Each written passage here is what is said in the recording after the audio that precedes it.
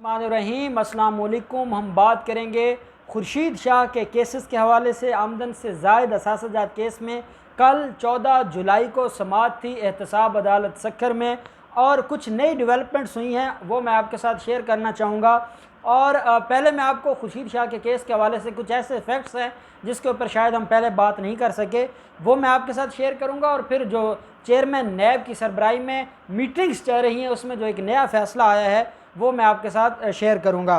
खुर्शीद शाह के ख़िलाफ़ आमदन से ज़्यादा असासजात केस में 1 अरब 23 करोड़ रुपए का एलिगेशन है, और वो एलिगेशन ये है कि खुर्शीद शाह ने वो 1 अरब 23 करोड़ रुपए उसके आमदन से ज़ायद हैं, जो उसकी आमदन थी उससे ज़ायद असासजात हैं। इस केस के अंदर 18 मुलज़िम हैं, उसमें जो खुर्शीद शाह है उसकी 2 बीवियाँ हैं, खुर्शीद शाह का बेटा है जो MPA है फ़ारूक शाह, और एक बेटा है खुर्शीद शाह का, और खुर्शीद शाह का भतीजा और दामाद इसके अंदर मुलज़िम हैं। और बाकी जो फ्रंट मैन थे मुख्तलिफ ये वो लोग हैं जो गली मोहल्ले के लोग थे जिनके नाम पर ट्रांजैक्शंस और जिनके नाम पर बैंक अकाउंट्स खुलवाए हुए थे, और 100 से ज़ायद जाली बैंक अकाउंट्स खुलवाए हुए थे मुख्तलिफ फ्रंट मैनों के नाम पर, और जहाँ ये रकम ट्रांजैक्शन होती थी। और ये जो अंदरून सिंध में जितना डाका चोरी होता है वो सारे का सारा जिस शख्स की सरपरस्ती में होता था, ऊपर इनका जो सरपरस्त है वो तो आसिफ जरदारी है, जितने भी डाकू हैं, लेकिन अंदरून सिंध में जो सारे मामलात को देखता था वो खुर्शीद शाह था। और उसी डाका जनी को और चोरी को वो जमहूरियत समझता है, और उसी जमहूरियत का वो राग अलापता रहा है, और इतना अरसा हम उनकी बेतुकी गुफ्तगू सुनते रहे पार्लियामेंट में। अब क्या होता है कि वो जो उनके ख़िलाफ़ केसेस हैं उसमें हज़ारों कनाल ज़मीन है जो कि सिंध के अंदर है, जो उसके नाम पर है और उसके फ्रंट मैनों के नाम पर है। इसके अलावा मुख्तलिफ़ प्लाट्स हैं जो कराची के अंदर भी हैं, हैदराबाद में भी हैं, सक्कर में भी हैं, और जो उनकी बीवियों के नाम पर प्रॉपर्टीज़ हैं, प्लाजे हैं, और बैंक अकाउंट्स हैं, फ़ॉरेन अकाउंट्स भी हैं, और पाकिस्तानी बैंक्स के भी अकाउंट्स हैं। ये सारे के सारे वो कट्टा छट्टा है जो नैब ने निकाला था, और इस बुनियाद पर मुलज़िम खुर्शीद शाह के ख़िलाफ़ दरख्वास्त ज़मानत ने मुलज़िम खुर्शीद शाह के ख़िलाफ़ रेफरेंस फ़ाइल हुआ था। ये 14 वालीम पर मुश्तमिल रेफरेंस था, इसकी 14 जिल्दें थी, 14 वालीम थे इस रेफरेंस के। एक JIT बनाई गई थी, 5 रुकनी JIT, जिसमें जो DG नैब था मुल्तान का वो इसका सरपरस्त था, जिसने डिटेल इसमें अपनी इन्वेस्टिगेशन रिपोर्ट सबमिट करवाई थी, और उसके अंदर बड़े बड़े इंकशाफात हुए थे, और उसमें कई फ्रंट मैन थे जिनके नाम पर अकाउंट्स थे। खुर्शीद शाह ने जाली अकाउंट्स बनवाए हुए थे, वो वादा माफ गवाह बन गए, और वो लोग आज नैब के वो वादा माफ गवाह हैं, और नैब के वो जो प्रोसिक्यूशन है वो उनके साथ मिलकर सारी एविडेंस दे रहे हैं। ऐसे में क्या होता है, खुर्शीद शाह अरेस्ट हो जाता है, और बाकी जो उसकी फैमिली है, दोनों बेटियां और 2 बेटे, उन्होंने प्री अरेस्ट बेल करवा ली थी सिंध हाई कोर्ट से, अबूरी ज़मानत करवा ली थी। खुर्शीद शाह की दरख्वास्त ज़मानत पहले नैब एहतसाब अदालत सक्खर ने मंजूर की, लेकिन उसके ख़िलाफ़ अभी वो जेल में ही था, उसके मुचलके साइन नहीं हुए थे कि सिंध हाई कोर्ट में अपील कर दी नैब ने, और सिंध हाई कोर्ट ने वो जो ऑर्डर था एहतसाब अदालत को उसको सस्पेंड कर दिया। और बाद में सिंध हाई कोर्ट ने कहा कि काफ़ी इंक्रिमिनेटिंग मटीरियल मौजूद है मुलज़िम खुर्शीद शाह के ख़िलाफ़, इसलिए मुलज़िम किसी तरह के रिलीफ़ का हकदार नहीं है। लेकिन साथ ही जो अबूरी ज़मानत थी फ़ारूक शाह की उसको ख़ारिज कर दिया, और जो बाकी फैमिली मेम्बर्स थे, जो दोनों बीवियाँ थीं और भतीजा और बेटा था, उनकी अबूरी ज़मानतें मंजूर कर ली थी, प्री अरेस्ट बेल उनकी मंजूर कर ली थी। बाद में क्या होता है कि जो फ़ारूक शाह है, जो MPA है, जो खुर्शीद शाह का बेटा है, उसने जाकर सुप्रीम कोर्ट में अबूरी ज़मानत की दरख्वास्त फ़ाइल कर दी। साथ नैब ने दरख्वास्तें फ़ाइल कर दी जो उनकी अबूरी ज़मानतें हुई थी दोनों बीवियों की और बेटे की, उसके ख़िलाफ़ कैंसलेशन ऑफ बेल मूव की थी अंडर आर्टिकल 184(3) के तहत लीव टू अपील फ़ाइल किया था, जो आज तक पेंडिंग है सुप्रीम कोर्ट में, और जिसके अंदर ये प्ली ली गई थी कि ये सारे के सारे वो मुल्ज़मान हैं जो उसमें मुलव्वस थे, जिनके ख़िलाफ़ काफ़ी मटीरियल मौजूद था, जिनके ख़िलाफ़ काफ़ी इन्वेस्टिगेशन और एविडेंस थी, उसके बावजूद इन लोगों की दरख्वास्त माने मंजूर हो गई हैं, और ये लोग बाहर बैठकर उनके सारे बिज़नेस को देख रहे हैं, ये बाहर बैठकर उन गवाहों को मैनेज कर रहे हैं, एविडेंस को ज़ाया करने की कोशिश कर रहे हैं, और ऐसे लोगों को कोई मुआफ़ी नहीं मिलनी चाहिए और इनको कोई रिलीफ़ नहीं मिलना चाहिए। अब वो दरख्वास्त ज़मानत वहाँ पर पेंडिंग है,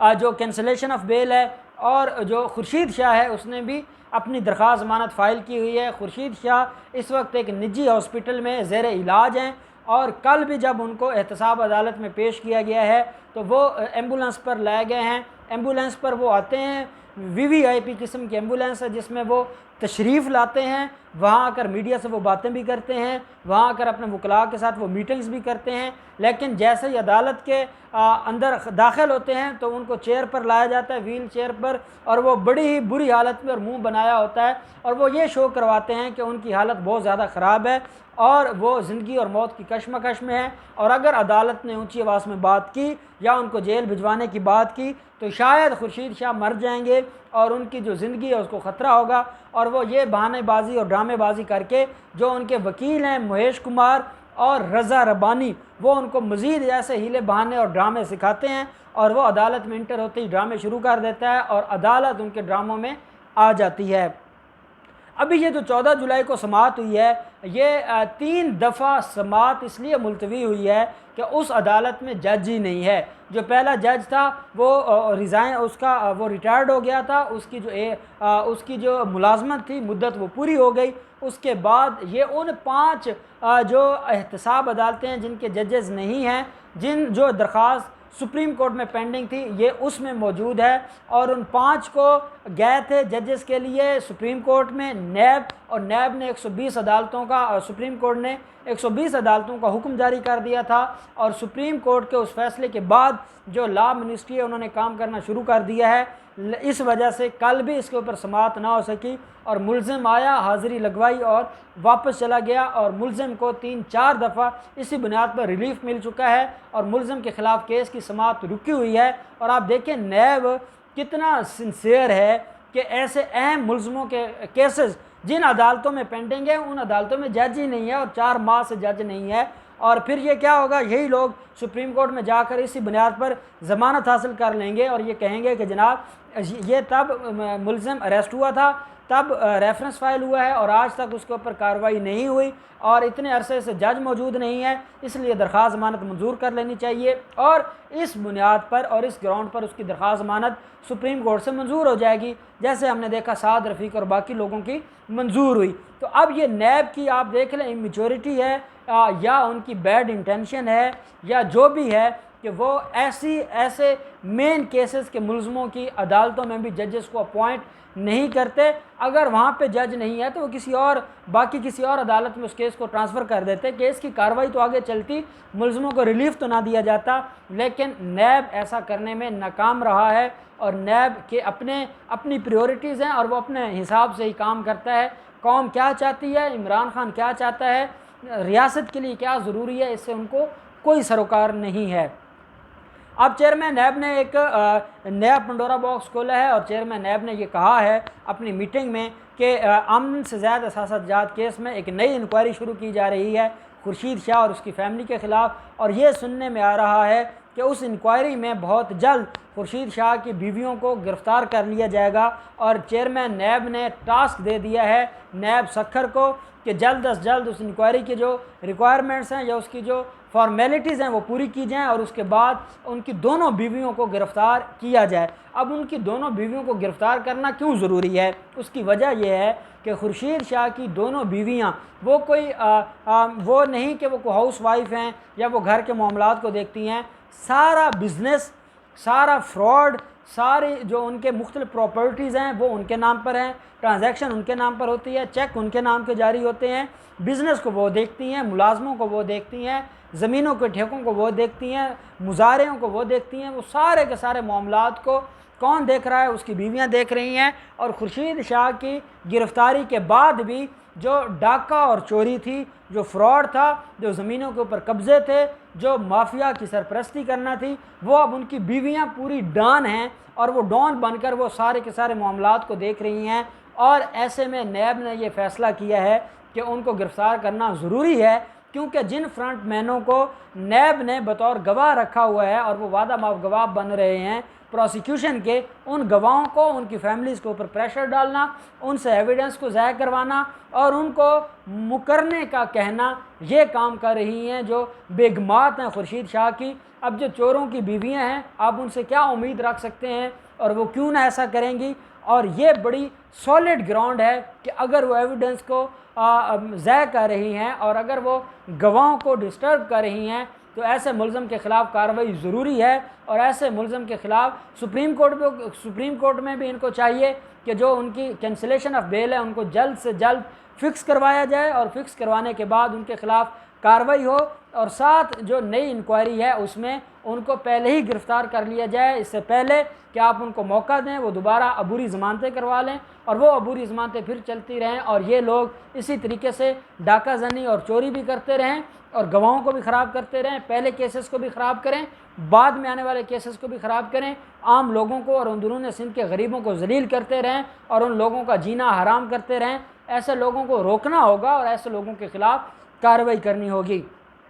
दूसरी मेरी जो गुजारिश है वो चेयरमैन नैब से है और सुप्रीम कोर्ट के चीफ जस्टिस साहब से भी है कि ये जो ड्रामा लगाया हुआ है ये सारे के सारे मुलज़मों ने, ये जितने भी वाइट कॉलर क्राइम के मुलज़िम हैं, चाहे वो मीर शकील रहमान हो, चाहे वो खुर्शीद शाह हो, चाहे ये जितने इस तरह के लोग हैं कि जब ये जेल में जाते हैं तो ये पहले बीमार हो जाते हैं और साथ ही ये हॉस्पिटल में चले जाते हैं। तो ये ड्रामा क्या है? अगर तो हॉस्पिटल में ही लोगों को रखना है तो फिर इनको ज़मानतों पर रिहा कर दें। जब उनको एक लग्जरी आपने रूम दे देना है, उनके साथ उनके वकला की मीटिंग्स चल रही हैं, किसी को रोक टोक नहीं है, हर आदमी आ जा रहा है। और जैसे शर्जील मेमन के जो हॉस्पिटल का कमरा था वहाँ तक शहद की बोतलें भी पहुँच जाती थी, वो बोतल्स का मामला भी अभी तक पेंडिंग है। ये सारे के सारे मामलात हैं क्या जो भी आप इस तरह के बंदे को गिरफ़्तार करेंगे वो